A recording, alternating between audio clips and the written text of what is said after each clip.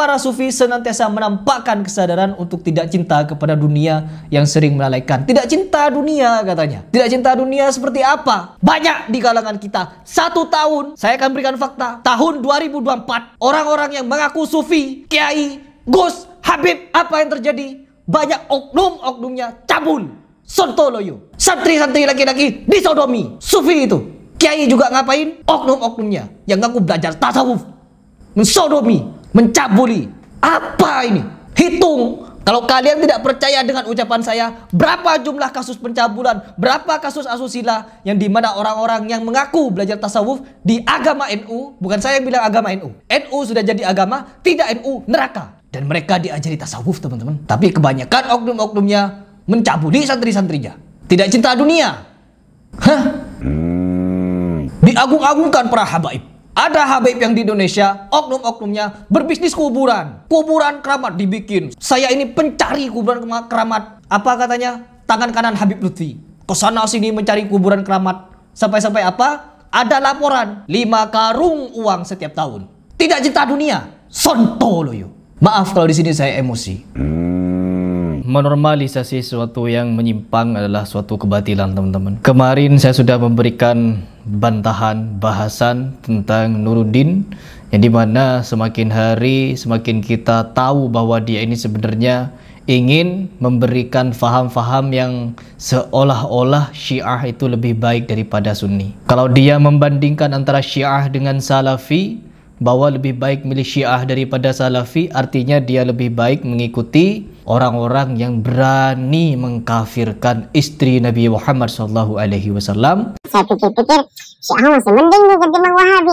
Wahabi cara berpikirnya jumud, dikit-dikit bid'ahin orang, dikit-dikit mengkafirkan, kadang kata-katanya juga kasar, vulgar gitu ya.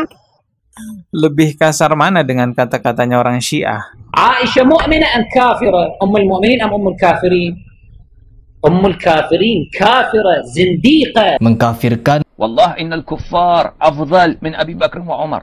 أقسم بالله أمريكا يهود نتنياهو أريال شارون أفضل آلاف مرة من أبي بكر وعمر. Dan menganggap kita itu sebagai orang. وإلا ما دمت ملتزما أن الإمامة أصل من أصول الدين أو أصل من أصول المذهب أو ضروري من ضروريات الدين أو المذهب فلازمه ما هو؟ لازمه التكفير. ما عندك طريق آخر. Ketika mereka berkuasa, ketika mereka berhasil menaklukkan Mekah Madinah, mereka punya visi misi, teman-teman, untuk katanya membangkitkan Abu Bakar, Umar, Utsman untuk dikisos. Mau menggunakan ilmu apa mereka membangkitkan orang mati? Dan ini ada di kitab mereka. Saya pernah berdialog dengan mantan Syiah yang sudah 15 tahun pernah menjadi Syiah, mempelajari berbagai macam kitab di Syiah, dan dia memberikan kesaksian yang membuat saya semakin khawatir dengan Syiah saat ini. Taqiyahnya luar biasa, mempengaruhi umat sangat luar biasa dengan berbagai macam kemampuan akal mereka di dalam bertaqiyah, di dalam menyebarkan faham-faham. Bayangkan apabila Syiah berkuasa di Mekah Madinah, maka kuburan-kuburan itu akan disembah, teman-teman. Kuburan-kuburan itu akan disujuti oleh mereka. Kuburan-kuburan, bahkan bukan cuma kuburan, halaman-halaman Masjid Nabawi, Masjidil Haram, Mekah, Madinah akan bersimbah darah ketika hari Asyura, yaitu melukai diri sendiri, teman-teman. Apa ini? Dan pasti habis makam Abu Bakar, Umar, Utsman itu digali kalau tidak salah. Karena mereka benci kusumat. Bahkan anjing pun lebih mulia daripada Abu Bakar. كلب أريال شارون كلبه ليس أريال شارون. أريال شارون عنده كلب. ذلك الكلب أفضل من أبي بكر وعمر آلاف مرة. Orang seperti ini dianggap lebih baik daripada Wahabi yang menjaga Mekah Madinah. Jumud, sering mengkafirkan katanya. Saya tidak pernah melihat dan menjumpai ulama-ulama dari Salafi mengkafirkan Abu Bakar, mengkafirkan Umar, Utsman, Ali. Istri-istri Nabi Muhammad SAW tidak ada yang dikafirkan. Tapi bagi orang Syiah jangan main, teman-teman. Bukan 1-2 orang, tapi seluruh ulama dari Syiah mengkafirkan para sahabat. الصحابة لم يأتمروا بأمر رسول الله فلم يقتلوا عمر. المهاجرون لم يأتمروا بأمر رسول الله فلم يقتلوا عمر. الأنصار لم يأتمروا بأمر رسول الله فلم يقتلوا عمر. أصحاب بيعة الشجرة لم يأتمروا بأمر رسول الله فلم يقتلوا عمر. من ائتمر بأمر رسول الله فقتل عمر؟ المسلم المؤمن المتقي الورع الشجاع الجريء الباسل أبو إسلام المعروف بأبي لؤلؤ رضوان الله تعالى عليه. هذا هو المسلم الذي ائتمر بأمر رسول الله فقتل عمر. أما الصحابة فكفار، أما الأنصار فكفار، أما المهاجرون فكفار، أما الذين كانوا أصحاب بيعة العقبة فكفار. أبو إسلام المعروف بأبي لؤلؤ هو المسلم الذي ائتمر بأمر رسول الله فقتل عمر. لكن الأفضل أن نكفر الشيعة. لا نكفر الشيعة. Mereka mendewakan Abu Lu'lu'ah, seorang majusi yang bertakiyah ke dalam Islam, lalu ingin menghancurkan Islam dari dalam. Ini adalah kesontoloyuan, teman-teman. Dia menyatakan pernah membaca berbagai macam kitab. Ya Allah, pernah membaca bermacam-macam kitab, tetapi kenapa tidak sampai tahu kalau orang Syiah mengkafir-kafirkan? Anda itu, kalau memang Anda Sunni, Anda itu kafir bagi Syiah. Halal darah Anda itu. Saya punya kawan 15 tahun jadi Syiah. Cerita kepada saya. Baca kitab apa sampai tidak tahu kalau orang Syiah mengkafirkan Abu Bakar, Umar, Utsman? Mengagung-agungkan filsafat siapa namanya? Sementara orang Syiah ada Bakir Sadr, Masya Allah, yang punya falsafat diakui hatta oleh beberapa dosen saya sendiri sebagai buku yang bagus. Pak Nuruddin yang tercerdas nih ya, coba dengar. Kalau Anda mau menilai Syiah itu jangan lihat satu tokoh, tapi lihat Syiah pada umumnya itu seperti apa pemahamannya, bagaimana perilakunya orang-orang Syiah secara umum. Hanya ada di orang Syiah zina dilegalkan dengan alasan nikah mut'ah.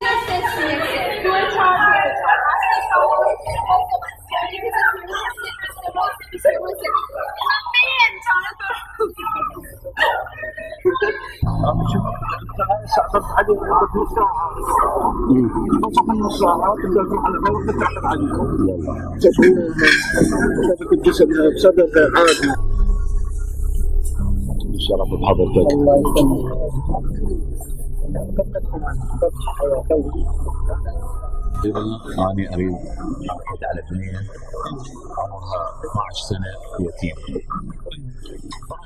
صراحة الرجال ما أريد أتزوج أي وحدة، لأن البنية إذا عمرها صغير ما في مشكلة.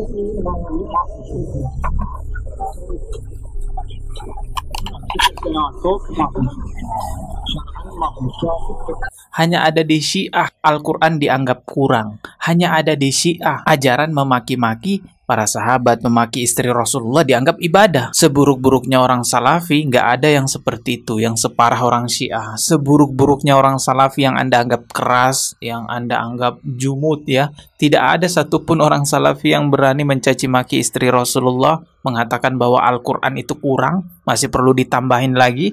Tidak ada satupun orang Salafi yang berani melegalkan zina dengan dalih nikah mut'ah. Jadi harusnya lihat Syiah secara umum, jangan lihat satu tokoh filsafat yang ada di Syiah, karena kamu juga suka filsafat, akhirnya mengatakan, oh nggak apa-apa Syiah ini lebih baik daripada Salafi. Oh, itu bukan cara berpikir orang-orang terpelajar, itu cara berpikir SDM rendah kalau begitu cara berpikirnya. Ya, orang itu dikagum-kagumi. Saya juga heran kenapa ketika orang lulus dari Al-Azhar malah membenci Salafi seperti ini. Benci kusumat terhadap Salafi. Menganggap Syiah itu adalah bagian sayap dari Islam. Na'udzubillah. Ada videonya, saya tidak memfitnah.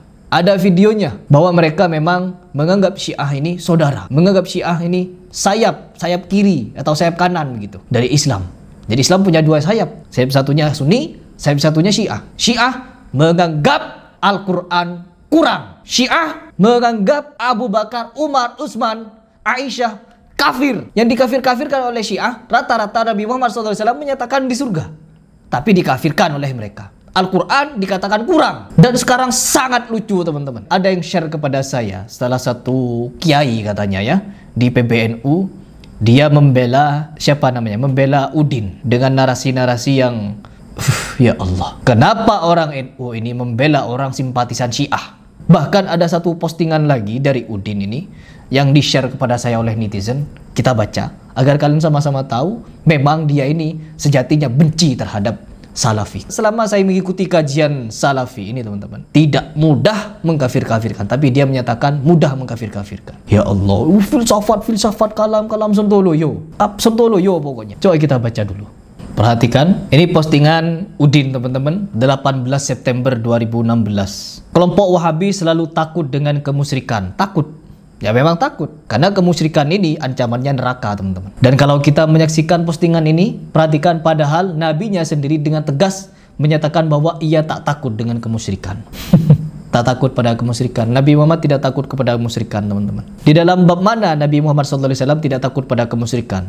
Bukankah ketika Nabi Muhammad SAW diajak oleh orang kafir, "Ya Muhammad, mari kita bergantian beribadah. Sehari engkau di agamaku dan aku sehari di agamamu." Ini diajak melakukan kemusyrikan. Perhatikan baik-baik. Nabi Muhammad SAW diajak melakukan kemusyrikan, menyembah selain Allah, syirik. Nabi Muhammad SAW diajak. Tapi apa kata Nabi Muhammad SAW? Bagaimana kalau engkau sehari beribadah di agamaku dan aku sepekan di agamamu? Ditolak lagi. Bagaimana kalau engkau sehari aku sebulan? Ditolak. Bagaimana kalau engkau sehari aku setahun? Tidak mau Nabi Muhammad SAW. Sampai di tawaran terakhir. Bagaimana kalau engkau sekali saja di agamaku dan aku selamanya masuk Islam? Diajak melakukan kesyirikan sekali saja. Perhatikan baik-baik. Sekali saja. Dan aku akan masuk Islam selamanya. Ini perjanjian dari orang kafir. Orang musyrik. Tapi apa jawaban Nabi Muhammad SAW? Langsung Allah turunkan Al-Kafirun itu. Untuk memberikan penegasan. Agamaku, agamaku, agamamu, agamamu. Lakum dinukum walidin. Ini jelas Nabi Muhammad SAW tidak mau melakukan kemusyrikan. Tapi apa yang terjadi di Sufi? Para Sufi senantiasa menampakkan kesadaran untuk tidak cinta kepada dunia yang sering melalaikan. Tidak cinta dunia katanya. Tidak cinta dunia seperti apa? Banyak di kalangan kita. 1 tahun, saya akan berikan fakta. Tahun 2024, orang-orang yang mengaku Sufi, Kiai,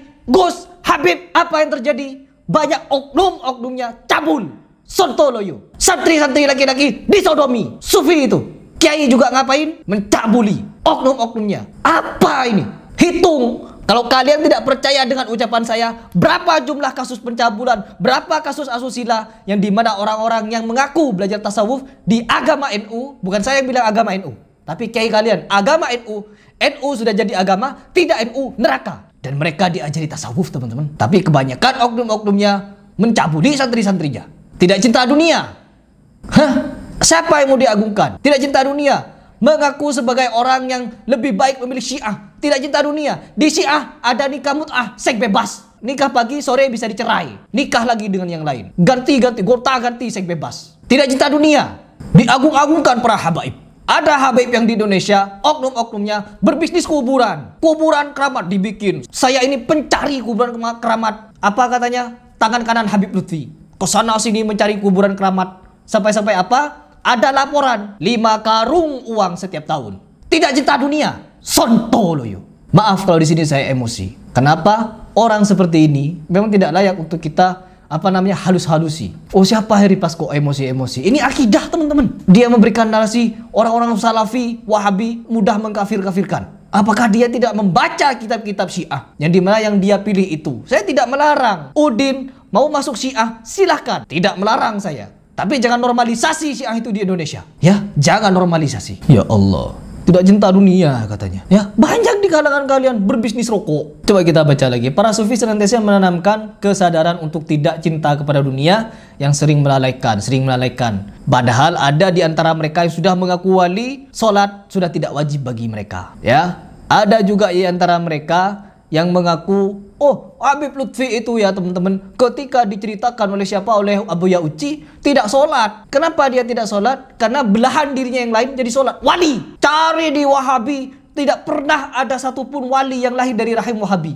Tidak ada memang. Ya, kalau menjadi wali harus gila. Kalau menjadi wali harus membelah diri jadi 2, jadi 3. Kapan ada cerita Abu Bakar, Umar, Utsman, Ali mecah diri jadi 2, yang satu sholat, yang satu perang? Di mana ceritanya? Yang satu ngisi kajian di sana, yang satu ngisi kajian di sini, yang satu lagi sholat, yang satu lagi perang. Di mana ada ceritanya dari Abu Bakar, Umar, Utsman, Ali sampai ke 4 imam mazhab yang diceritakan bahwa ada di antara mereka yang mecah diri jadi 3, 2, 1. Seperti yang ada di Indonesia. Habib Lutfi bin Yahya mecah diri jadi 3, jadi 2 apa? Yang satu moytamoyan itu. Apa namanya ya? Ngobrol di ruang tamu dari zuhur sampai isya gak sholat-sholat. Terus kenapa katanya? Satu belahan dirinya lagi sholat di atas. Mecah diri sontoloyo. Ketika ini dibela, oleh santri-santri, apa yang mereka bawakan? Cerita khurafat dari kitab khurafat yang mencacat-cacatkan malaikat. Ketika si fulan ini meninggal, masuk neraka. Karena apa? Karena malaikat salah nyatet. Sampai-sampai malaikat itu turun ke neraka nanyakan, "Hei si fulan, apakah kamu pernah mencintai ulama? Apakah kamu pernah ikut di kajian ulama?"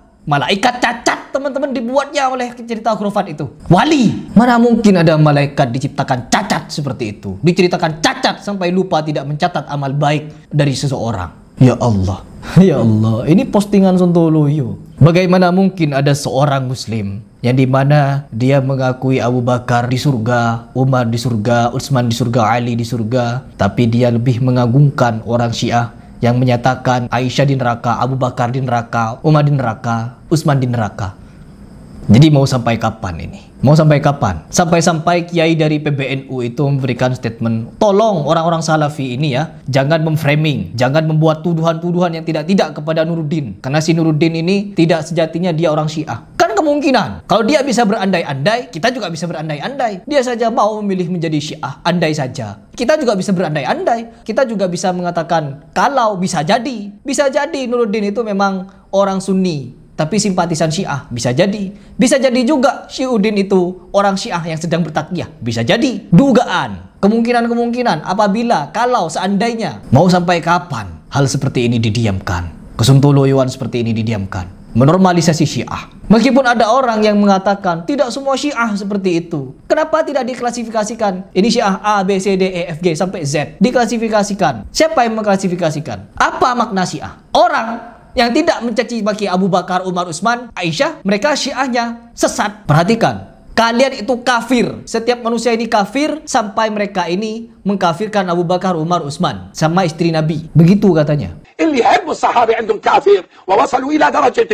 يقولون اللي ما بيلعن اللي ما يلعن يعني أنت ما حبيت أبا بكر ما حبيته أنت كافر حتى تلعن أبا بكر وحتى تلعن عثمان. Jadi orang-orang ini kafir, masih semua orang ini kafir sampai mereka ini mengkafirkan Abu Bakar, Umar, Utsman, Aisyah dan semua sahabat yang lain. Begitu katanya, ada videonya. Dan bukan satu orang, mayoritas dari ulama Syiah seperti itu. Terutama Syiah yang ada di Indonesia, Syiah Imamiyah ini teman-teman, sesat. Takiyahnya luar biasa. Saya punya teman yang dimana dia ini mantan Syiah 15 tahun. Jadi saya punya data menormalisasi Syiah, berusaha untuk menormalisasi Syiah. Sontoloyo.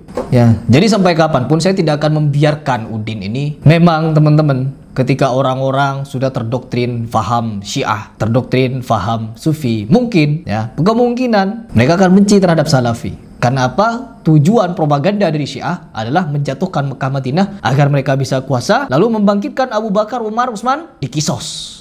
Mereka ingin mengkisos teman-teman. Entah pakai kekuatan apa. Kalau memang orang Syiah ini mampu membangkitkan orang mati, silahkan bangkitkan. Bangkitkan Nabi Muhammad saja. Nabi Muhammad SAW bangkitkan, lalu tanyakan mana yang benar ini kalau memang beriman kepada Nabi Muhammad. Bangkitkan saja Nabi Muhammad SAW dari kematian, lalu tanyakan, siapa ini ya Rasulullah yang benar antara Sunni dan Syiah? Tanyakan. Dari kalangan wali-wali kalian yang sontoloyo mengaku pernah melihat Nabi secara yaqadhah di mimpi setiap malam. Coba tanyakan, mana yang benar antara Sunni dan Syiah? Siapa yang sesat? Masa ketemu Nabi cuma bertanya tentang hadis kopi, tentang hal-hal sontoloyo ditanyakan kepada Nabi Muhammad. Bahkan orang Sufi, Habib ini bercerita ada seorang Syekh Sultana yang dimana dia ketika mengamalkan sesuatu, hadir ke majelis sesuatu, majelis Habib, dia mendapatkan ilham dari Allah Subhanahu wa taala, lalu dia dikabulkan untuk memberikan permintaan apapun. Akhirnya dia minta kepada Allah Subhanahu wa taala untuk apa? Dikabulkan keinginannya berjumpa Nabi setiap dia butuh. Akhirnya apa? Dikabulkan. Di kamarnya ada Nabi Muhammad SAW. Setiap dia butuh sesuatu, bertanya kepada Nabi. Ada kliennya datang, ada customernya datang kepada dia. Ya Syekh Sultana, saya ingin menikahkan anak saya. Kapan anak saya ini bisa dinikahkan? Hari apa, tanggal apa, bulan apa, tahun apa? Masuk Syekh Sultana ke kamar. Lalu ngapain? Tanya kepada Nabi. Dijawab sama Nabi, hari ini, bulan ini, tanggal ini, jam segini, pokoknya tepat semuanya, diberikan kisi-kisi. Ingin bangun rumah, tanya Syekh Sultana nanya kepada Nabi. Jadi dukun Nabi dibuatnya sama Sufi Sontoloyo. Kenapa Nabi Muhammad SAW bisa hadir secara yaqadhah seperti itu? Tidak ditanyakan mana yang benar Sunni Syiah, mana yang salah di antara keempat imam mazhab, agar orang ini tidak terpecah belah fahamnya. Bukti bahwa mereka ini hanya bercerita sesuatu yang sontoloyo untuk menghipnotis orang agar terkagum-kagum kepada mereka. Kenapa Syekh Sultana itu bisa berjumpa dengan Nabi Muhammad SAW? Alasannya satu, karena ikut kajiannya Habib. Lagi-lagi mendewakan junjungan mereka atau klan mereka agar dipuja-puja terus. Jejak digitalnya ada. Wah, orang sekarang tidak percaya keramat endulmu itu. Jadi biar kalian mikir di sini ya teman-teman. Ini si Udin ini sudah semakin sontoloyo ya teman-teman. Tidak dapat dibiarkan. Ya, saya mohon maaf kalau di video ini saya marah-marah ya. Saya keras, tapi saya menghindari kata-kata kasar, kotor, dan menjijikan. Seperti babi, bangsat, pokoknya kalimat-kalimat seperti itu. Paling mentok saya mengucapkan sontoloyo. Silakan dipikir. Silakan dipikir.